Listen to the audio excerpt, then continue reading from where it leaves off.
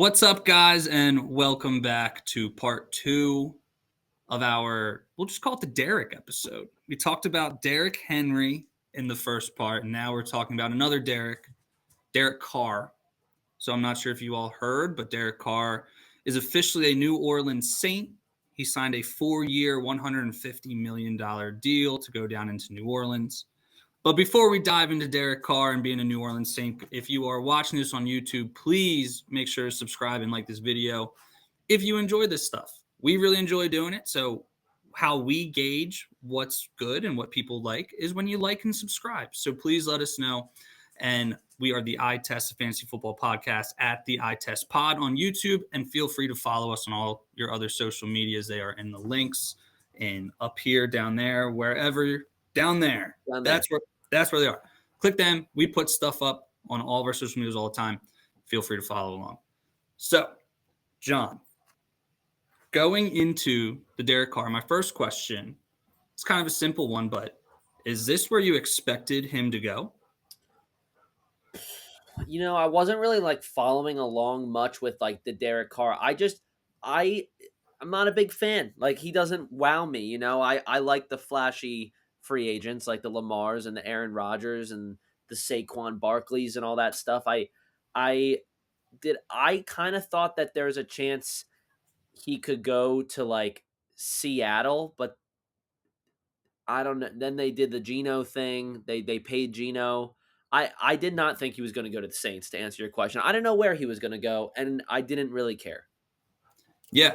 No, I kind of hear you, and I kind of felt the same way. I thought, if anything, he'd go to the Jets. That just seemed like... Yeah. Jets was a big one.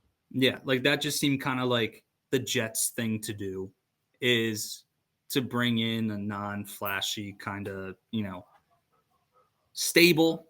I'll call Derek Carr stable at the least. He can make some big throws in big games.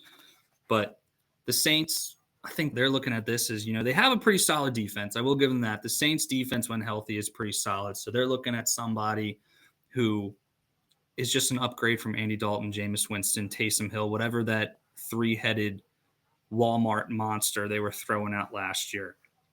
So I think it's a decent landing spot. He did get 4 years, $150 million from the Saints, which now looking back is a bit surprising because you know what other quarterback got signed today, John?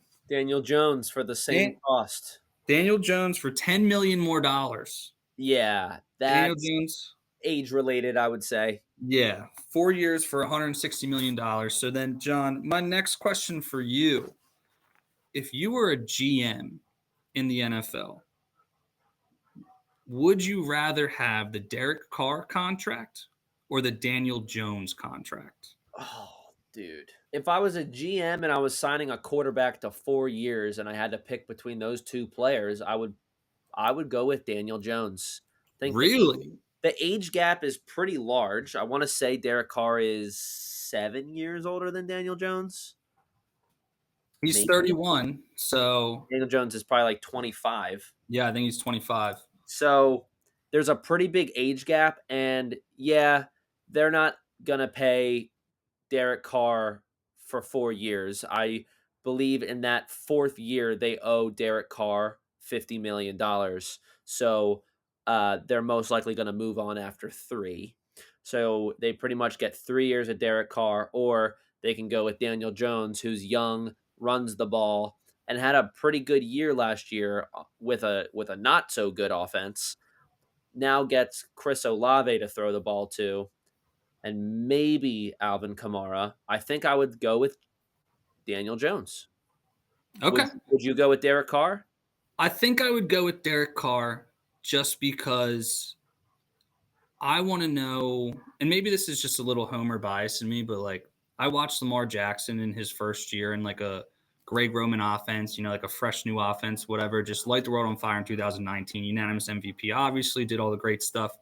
But then after that year, when people got a little bit more film, a little bit more of this on him, it kind of muddied the waters a bit.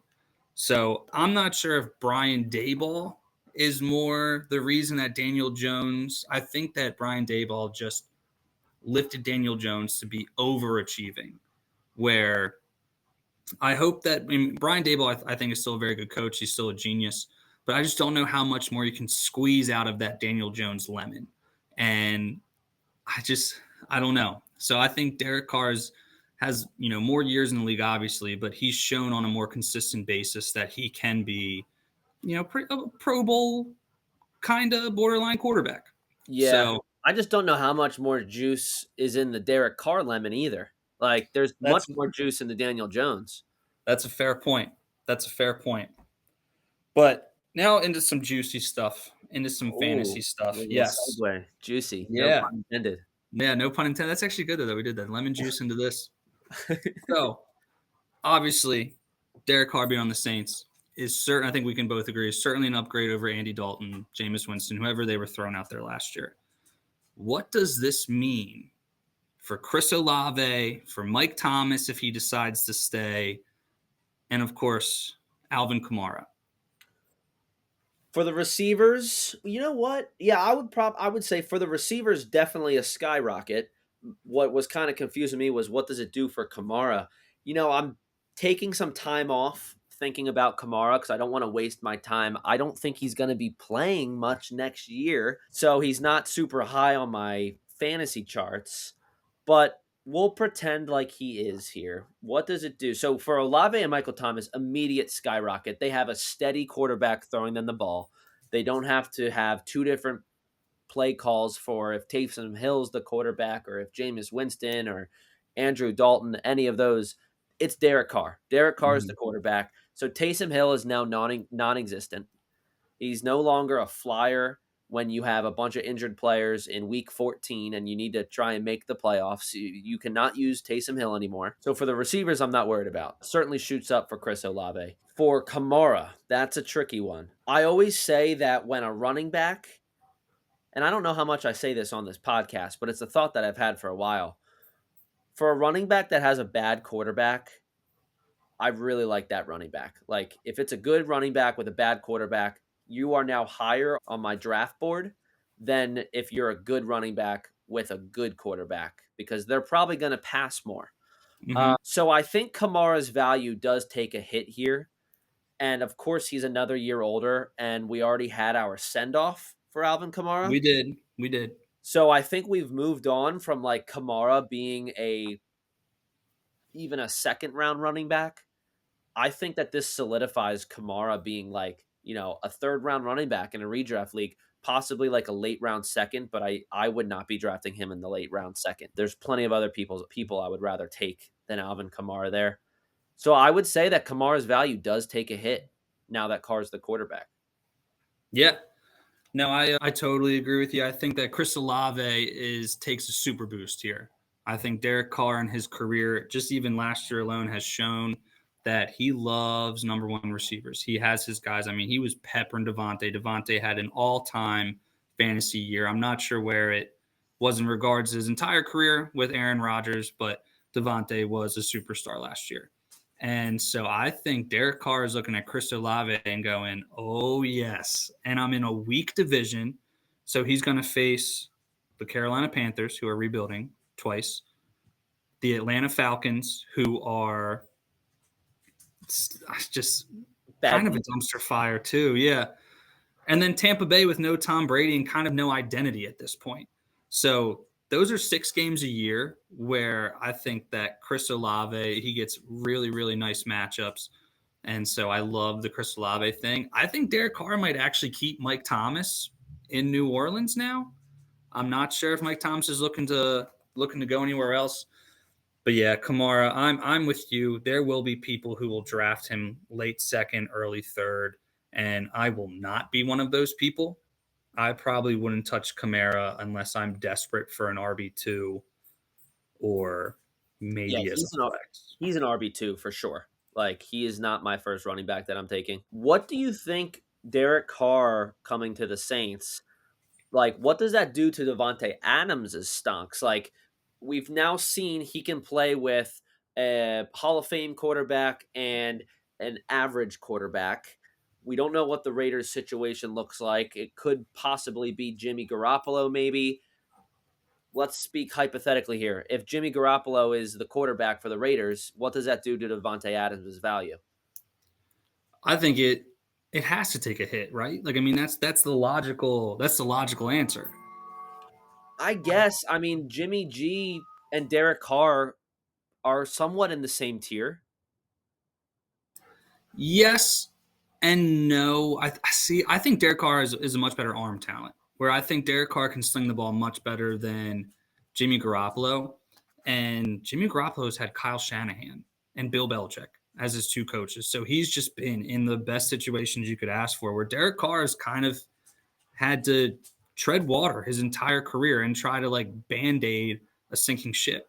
Which he did. So I think if the Saints can give Derek Carr some type of stability, I think that we can see a better version of Derek Carr. Where with Jimmy Garoppolo, if he does go to the Raiders, I don't think you see an improved version of Jimmy G. I think you're hoping that you get the Jimmy G that you saw in San Francisco. Like, I feel horrible for Devontae Adams, man. I mean, you left Aaron Rodgers to go play with your buddy, and then the Raiders organization is just horrible.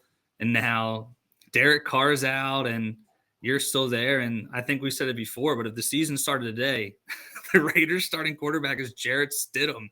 Yeah, I mean, hey, the window's still open for Aaron Rodgers to go to Las Vegas. You know, that That is still an option. that would be crazy. And I think it's also crazy that the Raiders came out and said that they're not interested in Lamar Jackson this year. I know. I know. There's something going on with that. We will certainly find out more news as the days go on. We are getting close to finding out where these free agents are landing. I cannot wait.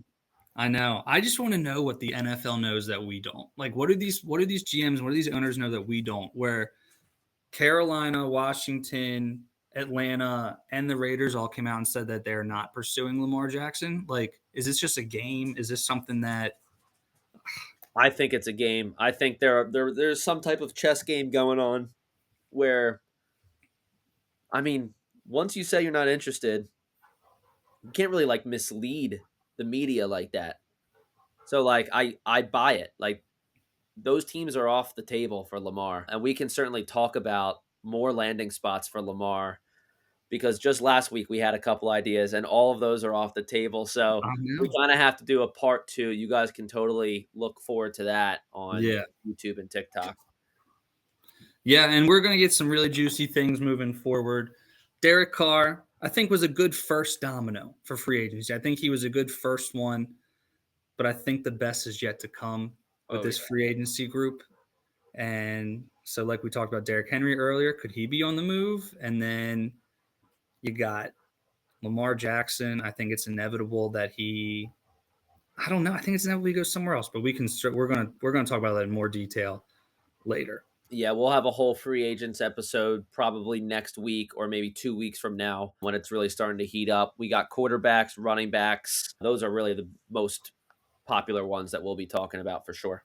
Well, that's all I got for Derek Carr. I think we just squeezed all the lemon juice out of Derek Carr. Yep, we did. Awesome. Well, guys, if you enjoyed this, please make sure to like and subscribe to us on YouTube at the Eye Test Pod, the Eye Test Fantasy Football Podcast.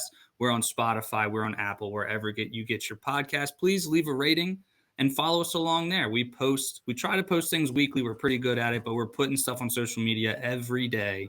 So be sure to check that out. And as always, guys, we appreciate you listening and following along. Any closing thoughts, John? Bye, Gus. Bye, Gus.